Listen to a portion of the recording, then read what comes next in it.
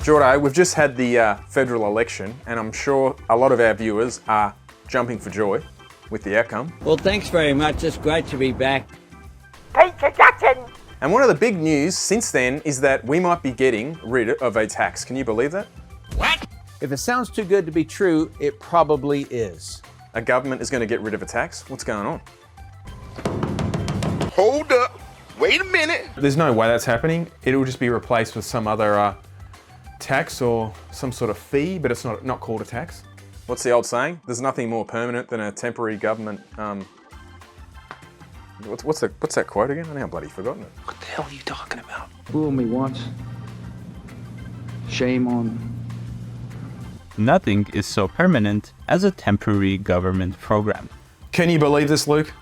Cars in Australia are set to get much cheaper due to a long overdue deal being thrashed out. The Albanese government is working on a trade deal with Europe in hope of getting a better deal for Aussie farmers. It's all about the farmers. In return, Europe wants to abolish the luxury car tax that has punished its automotive sector for 25 years.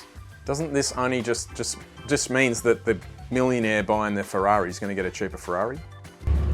Nice car. What's the retail on one of those? $200 million. Just to go back a step, the luxury car tax, or LCT, was introduced many decades ago. Hello there. And was brought in to effectively try and promote people buying Australian-made cars. Nothing can stop Scafey now. So cars coming into the country had extra tax put on them. But we haven't manufactured cars in a decade, and do you think that tax disappeared? No, stayed there. What a shocker. Even when the luxury car tax was in, no one wanted to buy a Ford or a Holden, did they? I saw one bloke saying, are they getting rid of the luxury car tax because no one in this country can actually afford a luxury car anymore anyway?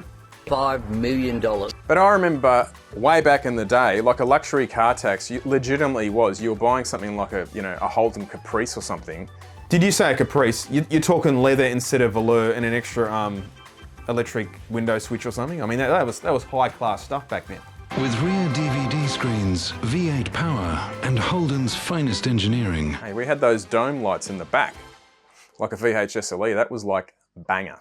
A lot of the cars that you'd see the average pleb like us was driving.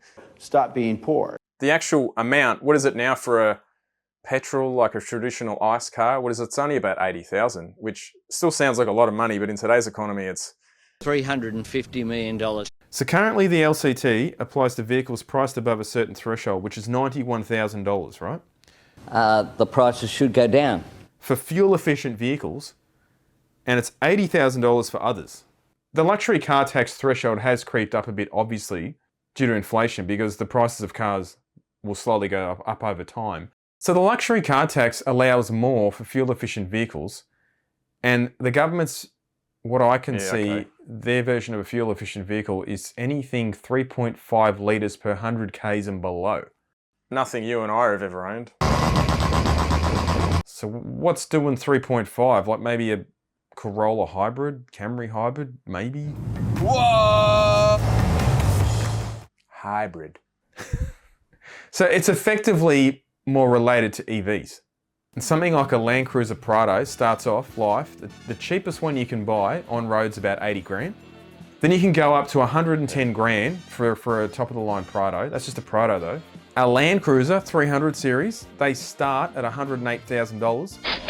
And get this, I was behind a GR Land Cruiser of all things. What a disgrace to the GR badge, right? Holding me up in the hills, some old bloke, driving like a snail. Look, just a cool 160. But effectively, look how expensive they are. So they would be paying luxury car tax. But there was comments in here saying, well, is the government just removing the luxury car tax and replacing it with the what they're calling the ute tax? Now, if you don't know what the ute tax is, that's a tax that's starting, I think it's 1st of July or 1st of June, maybe July, 1st of July this year. And they're calling it a ute tax because it effectively applies to cars that aren't fuel efficient. Jimbo, your truck probably gets less than 10 miles to the gallon. You should treat the climate crisis as if there is a war on. What are we gonna do? And the cars that aren't fuel efficient are generally utes and SUVs, and also utes make up a huge amount of percentage of the new cars that are sold every month in Australia. I think utes and SUVs is like 70 odd percent, yeah?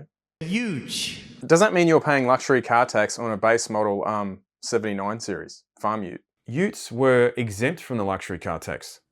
What's a 79 series worth? I don't know. Aren't they like 180 grand now? Well, actually, what I'm on about, if you get a second-hand one on car sales, that's 200 grand, isn't it? Effectively, they're calling it a ute tax because the government here, in all its wisdom, thinks to get people driving more fuel-efficient vehicles, they're going to tax the manufacturers. So let's just use Toyota as the prime example because they're the #1 seller in Australia.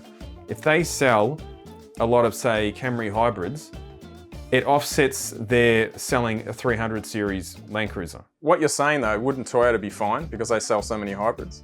They do, but they also sell a heap of things like Hiluxes. Hiluxes, for instance, aren't a fuel-efficient car, right?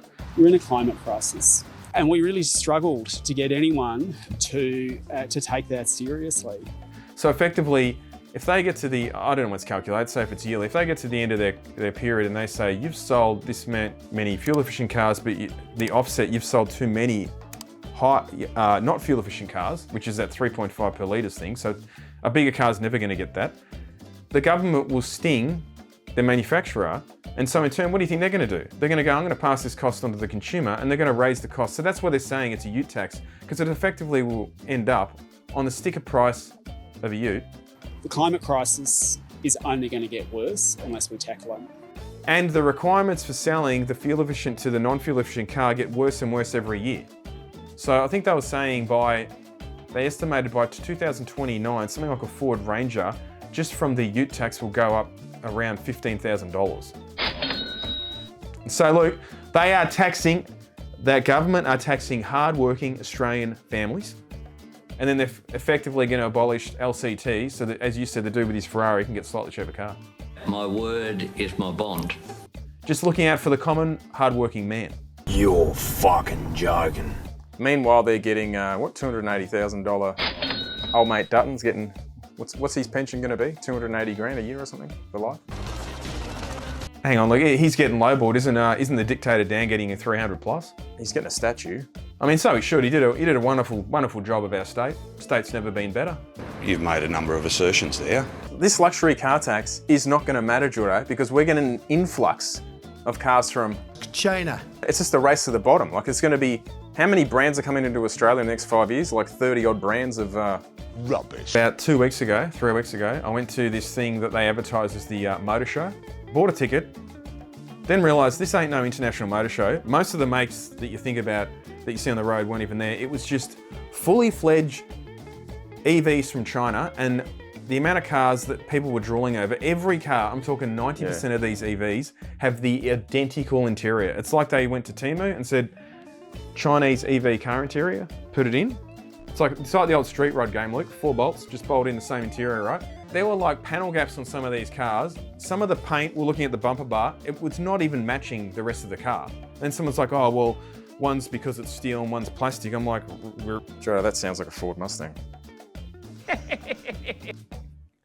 But let's just say I wasn't very impressed with the build quality of these cars, but they're all the same. You can say what you like about the Chinese cars, and I'm sure a lot of people will. They do have a lot of features for the money. Everyone goes on about the reliability side of it, and I'm always like, it's a new car, you have a warranty, assuming they have any parts available. But it's more the, what on earth this thing's gonna be worth in 3 or 4 years, yeah? Your kids, our kids, everyone's kids are in for a hellish future. Yeah, especially if the battery tech is kind of outdated in 5 years. But I think there was this brand called Xpeng, oh my God. One color was like peach. There's some SUVs coming in. Geely, I can't remember half the brands. I can't even remember half of them, but some of them are pretty quick. BYD, you know, they're weird names, sea lions and seals, I don't know what the heck they're naming, the dolphins, I don't know. They all seem to be marine names. They've got some big-ass SUV. It does like 0 to 100 in like 4.5 seconds or something. Like, it looks like a total commute machine. That's gonna be hosing a few barras at the traffic lights, I reckon. What did you say? That person driving that car is going to be making that lane change. It's like, good luck, everybody else. How much signal I need to cut across 8 lane? None? I always wonder with these EVs with a lot of power, the average person will get into them, But then again, half of them, you get stuck behind EVs lately. Some of them just drive them so slowly. I don't know. I think if you're a slow driver, you're going to driver. drive whatever you're driving slow. I don't think that car's going to change you that much. I like Uncle Jordan.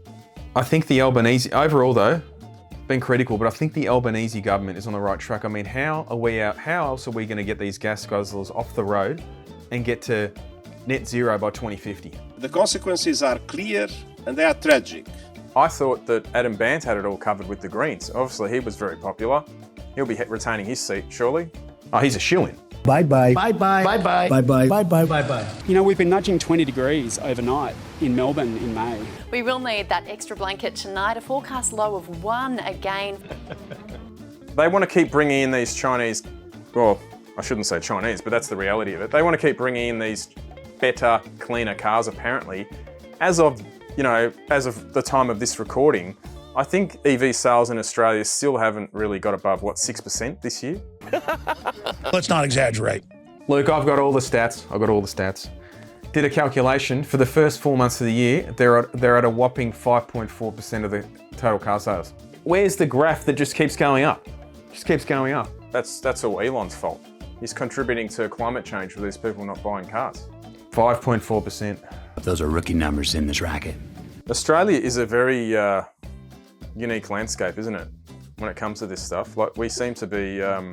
We're kind of like what do they call the late adopters? We were knocking on your doors, trying to get you to write stories about it. The reality is, I think if this tax on utes, I mean, you've got to wait. You're going to have to wait 5 years to see how that plays out. Can you give us a reason to be optimistic? Who knows? That may change. And even this, as of the recording of this video, the abolishment of luxury car tax, that wasn't set in stone. It was just saying it probably will happen. I just think we're still a number of years off mainstream people wanting to buy an electric ute. Mate, you just need to calm down, all right? Oh, fucking had enough of this fucking shit. I think an electric ute for a tradie is very different to just someone buying a regular electric car. I'd consider an electric car as a daily, 100%. What? Say that again. I'd consider an electric car. No! Hey, I know a few guys that are petrol heads who I've run into, and they've replaced V8s with Teslas. Yeah, for no and even money. they go, it drives unreal. And I'm like, I can't get over how simple the Tesla interior is. I don't like it. I'm not a fan of that. But the time will come when a lot of people do realise that as a daily, if you're just doing, just driving around the suburbs, they make a lot of sense. you sound un-Australian. Get that up, yeah.